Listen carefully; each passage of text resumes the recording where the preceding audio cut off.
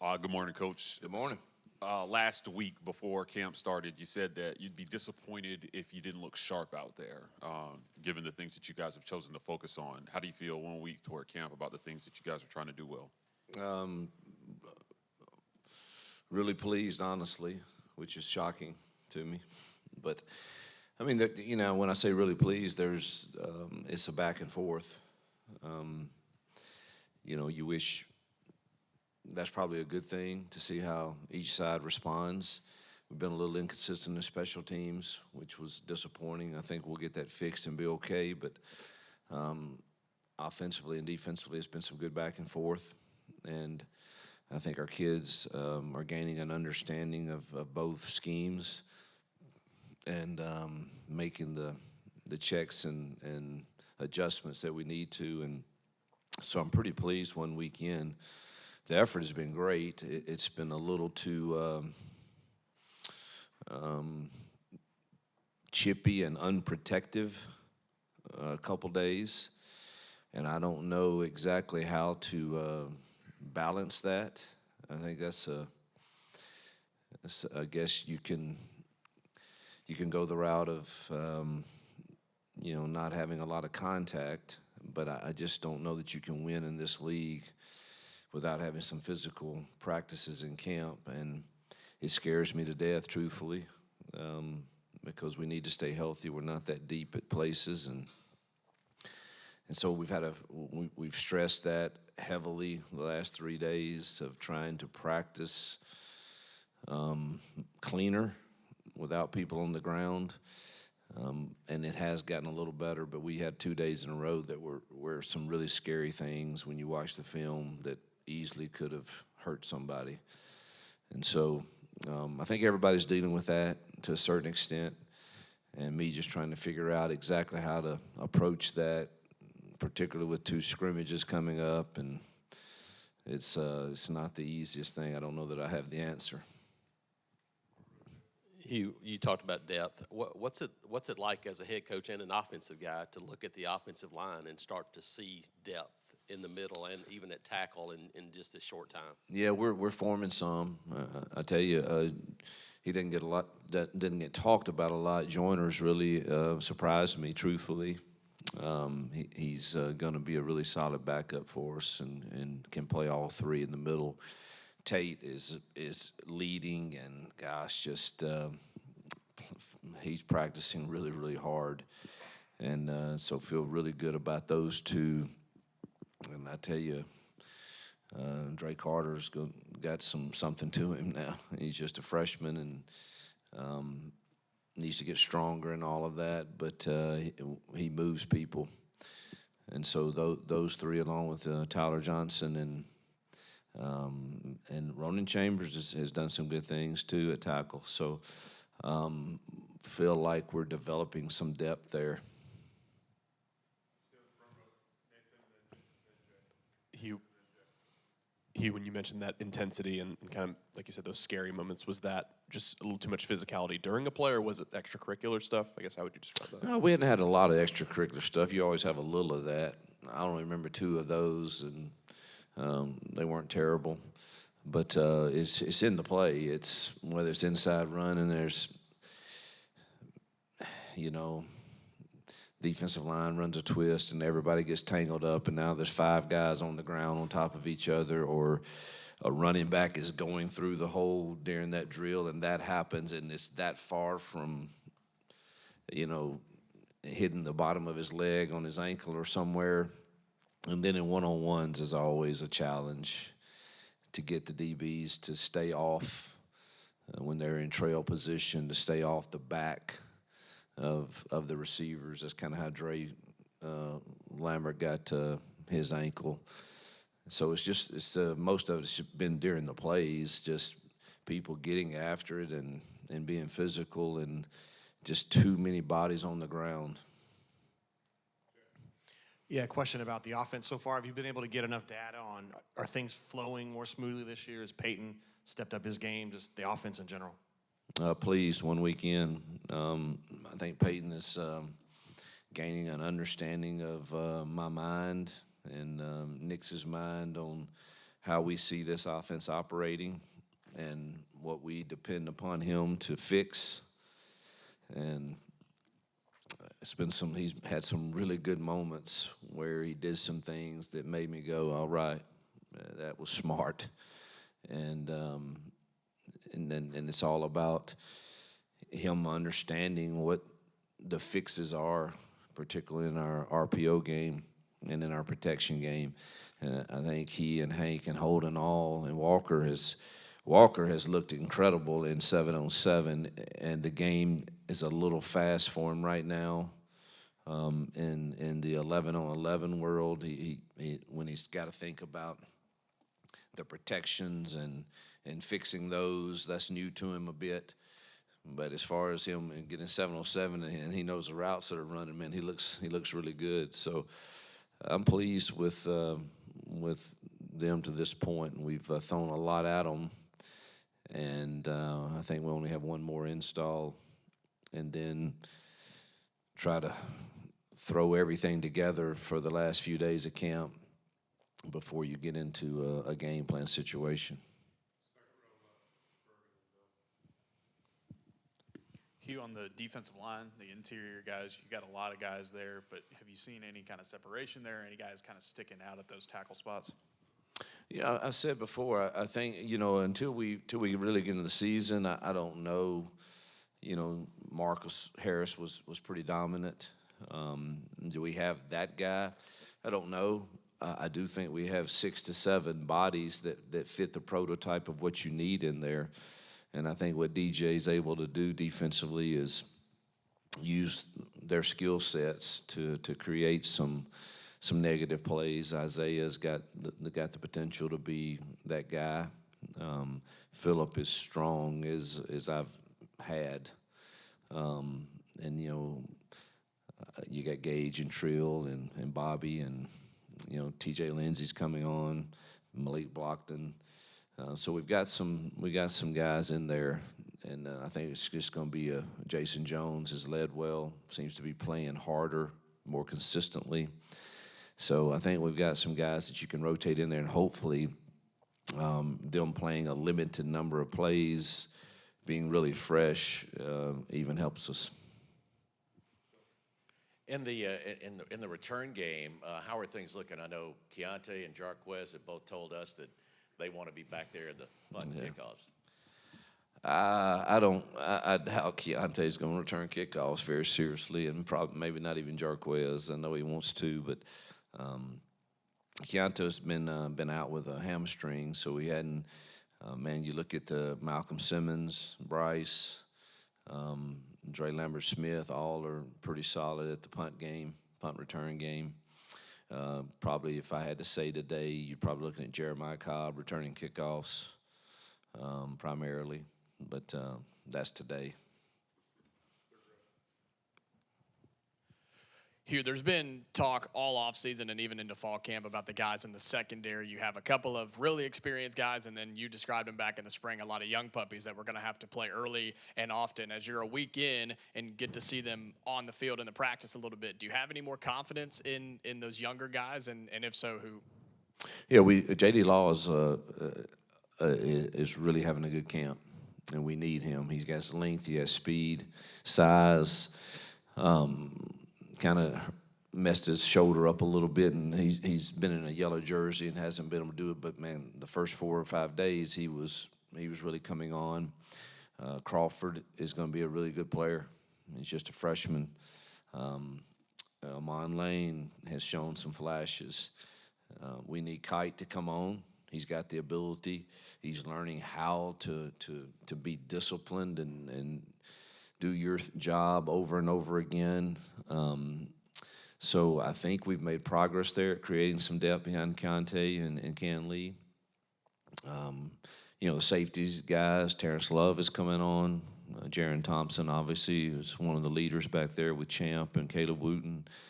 But we're going to need Sylvester and Terrence to play a lot of snaps, and Robinson has got a chance to help us there too. Coach, seems like the changing of the guard at the coordinator spots on both sides of the football. You guys added a ton of energy. I mean, Nix brings it, Kelly brings it, DJ brings it. Just how intentional was that? Like, we need guys to kind of bring the juice, and just kind of how have you seen that affect the guys? It was absolutely necessary for me to do that, for my sanity, for my help. I have to have some help with that, and DJ and Charles and Nix and really have helped me with that. So I think it's become contagious. I think the kids see it. I think it breeds over even some confidence to them, and so I couldn't be more pleased with the chemistry of the staff right now. Morning, Coach. Overall, could you tell us, in your own opinion, who has impressed you throughout camp or who's really stood out? I hate just talking about who has. I think that the whole group has given incredible effort. I mean, if you start on the D line, obviously Keldrick and J-Mac, what they can do and what they're going to be, and those inside guys rotating have been pretty impressive. The rotation, Keon Crawford has stood out. He's going to give us valuable minutes. And Amaris Williams is going to be really, really talented. So I'd say it's probably that front that stood out to me as, all right, we've got more depth there than we had last year.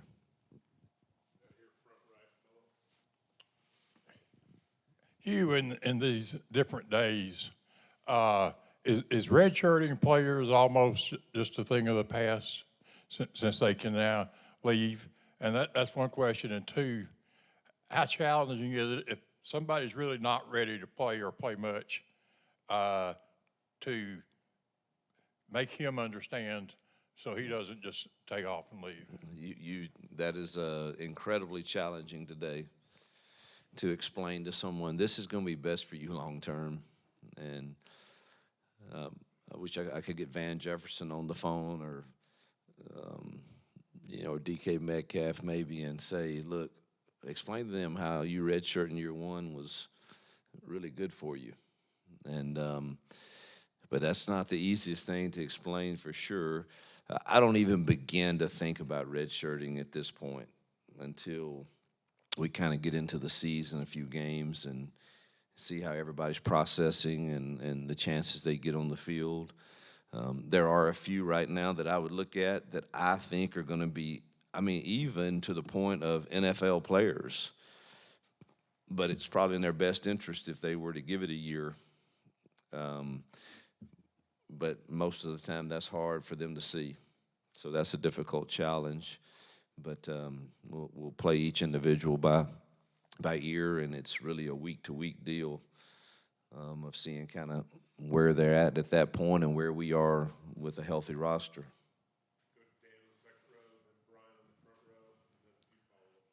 Coach, you're evaluating 9 scholarship receivers, 7 of them new to the team. What are the most important factors, and has there been any separation so far at the receiver position? Boy, if I were to go through them, Dre's been solid. He's been a good leader. Robert Lewis is really taken on a leadership role in that room. They're both going to be depended upon to give us solid minutes and to do the right things and the needed things. Sam Jackson's got some maturity and some experience that hopefully will help. And Camden Brown obviously is an incredible teammate and a solid player in that room that you can depend upon. Caleb, same. Then you go to those young kids that are all super talented. Like really talented. And how ready will they be? It's hard to see or to say, but I'm excited about them for sure. We tossed Malcolm a little toss sweep in the first little red zone lockout competition from the 25-yard line, and he looked like an absolute jet. And he was just untouched, and we didn't have that type of weapon last year, and he just loves the game, and he's coming on pretty fast. As is Bryce is playing faster, and Perry and Cam have the bodies right now to do that. There's a lot of things to learn. For sure, particularly the top end of the route stuff for them and how to play fast every play. And but I'm pleased with where that room is right now. Yes, Coach. What's the plan for Saturday and where you guys do some scrimmaging? I don't know. We sure need to tackle some. But then I'm not on my phone all day pretty much, and then I open up the deadgum Twitter X, whatever you call it, and see that a team in our conference lost their starting tailback, that keeps you up at night. Not all of the scrimmage will be live, but my plan currently is, yes, there will be a portion of Thud and then a portion of live. And in the portion of live, there'll probably be a few people that don't participate in it. Hey, Coach. Caleb Jones, Rivals. From a recruiting perspective, how are things going in your eyes, and what is it right now that's got kids buying into Auburn? Well, I think we've been consistent with our message. I think our message is pretty simple: come and see. And we think that Auburn has a different environment and culture than many. I'm not saying that that's best for everyone or that we're better than someone else, but I do think we're different. And I think there's a lot of families that when they get here, they sense that. Obviously, we've got a competitive, fair NIL with On to Victory. I think that's a part of the discussion. We can't sit here and say it's not, but it's not like we're crazy with it. I'm very upfront and say I think there things in life should be earned, and I think we're fair. I think that helps, but I really think it's the culture that people believe. And I've got a good staff that does a great job with it and building relationships with them and their families, and so I'm pleased with where we currently are. Do we need a few more pieces to the puzzle? Yes, and we're working hard at that, and hopefully can land a few more of those. And we've made it a priority to start here in state, and I think right now we're in a good position with that plan that we put in place. It seems to have been beneficial and worked to this point. Obviously, it's never over, but pleased right now. I don't know. We're in the top 10 in the country, I would think, and that's where you've got to stay if you want to compete. And if we can finish out with a few more pieces that we're targeting, I think we'll been able to stack a 25 class on top of the 24, which I think was a really solid class also. So pretty comfortable where we are right now.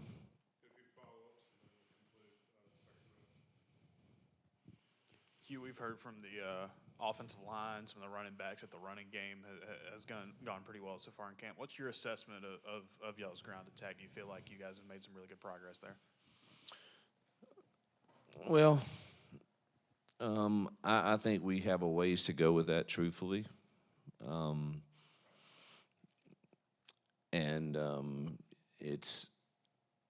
But some of it is you're not planning for the fronts every day. And here's another front that, oh crap, and you're trying to run this new blocking scheme, and this will be one where I want Peyton to get out of it. And so that's where we are right now. Is now we're at a point of, I don't think we have any more runs going in. Not that we don't have others, but I consider them auxiliary runs where, all right, this week this could be good, and you put it in that week. But our base runs are now pretty much in, and now it's a matter of us getting out of it if it's not the right look, and what do you go to, and making sure our quarterbacks understand that. So it's probably some of that too, where we just ran this blocking scheme into a tight front, and it's just not going to be very beneficial.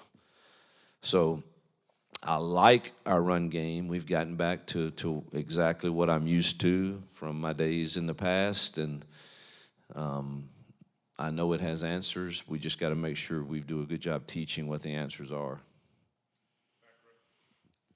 Coach, can you speak on the progression from year 1 to year 2 now with you at the helm, as well as just the team's identity overall going into the season? The team's culture is better, the team's chemistry is better, and the team's accountability is better, the effort's better, our roster's better. I don't know what that means for year 2, but I enjoy where we are right now.